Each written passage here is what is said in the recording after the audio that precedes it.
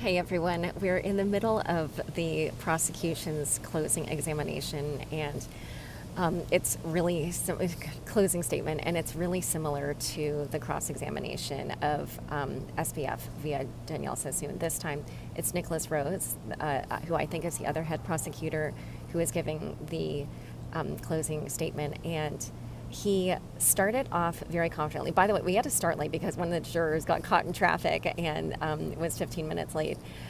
So there was a delay. And then he started really strong. He was speaking very slowly, really clearly, using very simple words, laying out the case. I'm going to actually tell you about some of the later bits, though, just because, to my mind, these maybe are some of the more damning parts. So one interesting thing that happened was after he had really gained steam and momentum, like I said, he just had really clear statements and, like I said, was speaking slowly, confidently. There was one point when I remember that he said, who stole that money? And he stepped over toward SBF and pointed at him with his left arm. So, clearly, like, he's building up the dramatics as well. But I'm going to tell you about some later parts of the closing statement. And the two probably main things that I want to highlight are, so I know I made some videos where I talked about how this Google person came and talked about metadata and how it seemed pretty unimportant and frankly useless. And whoa, was I wrong, because the government really brought the receipts when it comes to the metadata. I don't know if the Google person allowed them to do that, like just having an interview with them allowed them to do this. Maybe it wasn't necessary, but I was kind of wondering why this didn't come up previously. But they are using a lot of metadata here. So for instance, they talk about that time when Caroline said she wasn't sure if Alameda was insolvent. This was in June of 2022. And they showed that Sam looked at this spreadsheet, and this was the one that showed they were using $13 billion of FTX customer deposits. This was the one where it was labeled FTX borrows, which is a euphemism for taking customer money. And it showed that on 6/14/2022 at 2:48 UTC time, Sam saw the spreadsheet. And then they hopped on a Google Meet, which I believe Nishad or somebody else had reported earlier, another one of the co-conspirators. And again, the metadata showed that actually who started that Google Meet? It was actually Sam. And it showed that they were on that Google Meet for 1,700 seconds, which the prosecutor said is about a little under 30 minutes. And so, yeah, that was something that, hadn't come up before. And it shows that he, thought this was important enough to initiate this Google Meet, have this meeting. And I think in his testimony, he had kind of played it down and had said, other people were working on it. And, my supervisees told me to stop asking questions, that kind of thing. So then the prosecutor brought that up. He said, do you remember when he said that his employees told him to stop asking questions? And even though he was worried that Alameda was insolvent, he claimed that he did stop asking questions. And, Adam Yedidia, Gary Wong, Caroline Ellison, Ashad Singh, they were all worried. And when he said he can't remember, he lied on the stand because he knows that what they did was wrong. And then here's where they pulled up also these timelines. So they made different PowerPoints actually for this. So in addition to their government exhibits, they also have, or Nicholas Roos has these PowerPoints. And so he, one of those PowerPoints where you start with one and then the picture doesn't change except they add one element. Then you click to the next one, adds one more element. So he was doing this with these timelines where he showed in May, June 2022, so May 13th, the terms of service were updated to say, you own the title to your assets.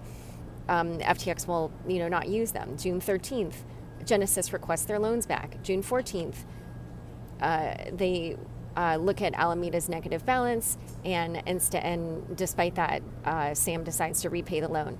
June 16th, they repay the loans to BlockFi and Genesis.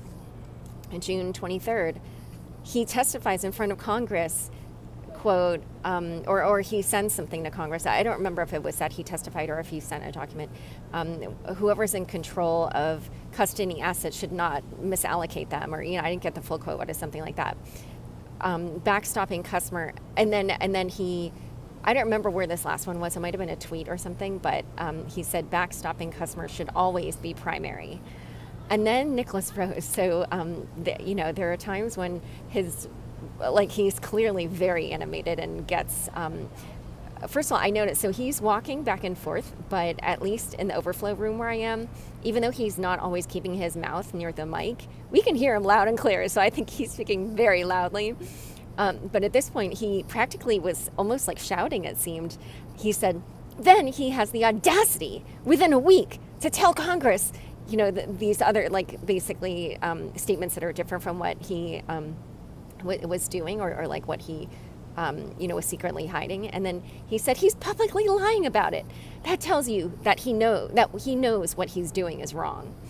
And so then he talked about the 7 versions of the balance sheet, and he was saying, why would Caroline make 7 versions of this balance sheet? It's because she knows somebody else is going to pick which balance sheet to send. And he said that, why is it that the one that Sam chose is the one, because the original one had that cell that said exchange borrows, and next to it the amount that they were quote unquote borrowing from FTX customers. And then he said, but the one that they sent to Genesis didn't have that one, which shows, why did they remove that? Why did they, remove the ones that kind of indicated the fraud? And then he said, if you make a balance sheet and send a different one to lenders, that's fraud. And he was like, and if you have 2 different balance sheets, that's one too many balance sheets. In the overflow room, people laughed. And then, he was getting very animated, I would say, at this point. And I think probably what's going to happen is just going to be more of what we've seen so far, which is that the government has a very clear story. It's easy to follow. It's backed up by a lot of different people.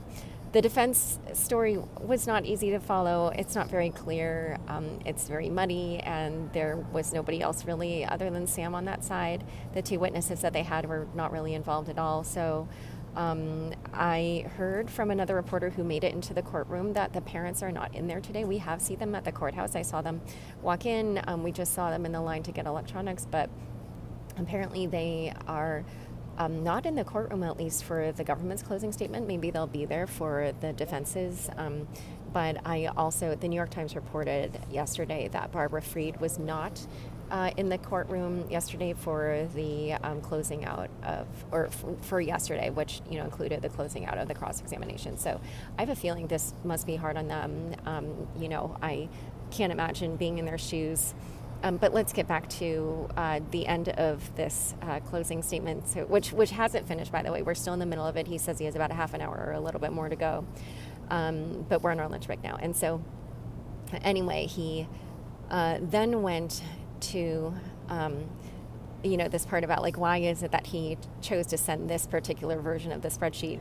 And then this was a funny part. He said something like, oh, why is it that he just happened to send the version that didn't have the crimey, fraudy parts on it? And again, people in the overflow room laughed. Okay, so then he goes to the moment where, Sam had written that document saying, should I shut Alameda down? This was in September. And he again shows the metadata that shows that actually Sam spent several hours on this. I think he said 5 or 6 hours on it, actually. No, it was a 5-page spreadsheet. It even included a long tweet thread of what he would say if he were to shut Alameda down. So he's showing this was something Sam really worked on. But he didn't do it. And the reason is because, everybody told him this is not possible, because Alameda, at that point when he wrote it, they owed FTX customers $14 billion. So obviously that was more even than previously. And then they went to this part about the conversation that he had with Nishad later that day, because that was how Nishad learned that Alameda owed this amount of money to FTX. And This was the conversation they had on the balcony, and basically when Nishad said, well, how are we going to shut it down when we owe $14 billion to FTX customers? And Sam's response was, yeah, that, right. We are short on deliverable, which is how he phrased it. And that's when he said, this has been taxing me some 5 to 10% of my productivity over the last year. And what Nicholas Roos said about this was he was way more comfortable about the situation because he had known for a long time, but this was new to Nishad. And he was saying, and then he pointed out the fact that Sam had said, oh, I knew that this might be a problem. I knew that maybe I shouldn't have told you. And basically he was saying, the mistake here isn't that we have taken this money. The mistake is that I told an extra person. So then we're getting to the very end here. So then he did another one of his timelines, and and so this is because this was the second one I wrote on my page. These timelines are damning. So on September 1st, Sam sees that there are $13.7 billion of quote-unquote borrows from FTX customers. On September 7th, SBF agrees that Alameda Research cannot be shut down. Agrees with Caroline, Gary, and Nishad, who all said that. And then on September 8th, he spends $45 million on Skybridge, an investment. On September 16th, he made a $10 million transfer to himself. On September 22nd, he made a $4 million transfer to himself. On September 26th, he made a $250 million investment in Modulo. And then on October 3rd, there was a political donation which went through him, so it was initially transferred to himself. I didn't get the amount on that, but it was, I think, in the $3 to $5 maybe $1 million range. And then after that, we end up going to the November timeline around the infamous tweets, FTX is fine, assets are fine. We talk about how, Nicholas Roos talked about how Nishad said, I'm recusing myself. And apparently that morning before, because if you recall, a bunch of them were on the couch trying to compose these tweets together. And apparently earlier that day, he had sent something in a Signal chat group that showed that the amount they actually had in assets was $3.9 billion, but the amount that they owed to customers was $12 billion. And so there was a little over an $8 billion hole. And despite knowing this, he's the one who posted this in the group. He had done these calculations himself. On the next morning, he tweeted, FTX is fine, customer assets are fine. And Nicholas Roos said, he's missing $8 billion, according to his own chat, but he says this. And then he brought up the fact that some of the customers who had testified said that they felt relieved, that they felt like they could just sit and wait this out. And Nicholas Roos said he was lulling his victims into leaving their money on the exchange. So that's pretty much the main stuff I want to cover. I know this is a long message, but basically, I have a feeling that, like I said, the prosecution will be really clear and easy to follow, as it has been. After that, we will have the defense closing, which I am interested to see if there's anything a little bit more clear about what they're saying. But they've had many weeks to make that happen, and haven't seen that really yet. So anyway, I will update you on what it's like. Thanks.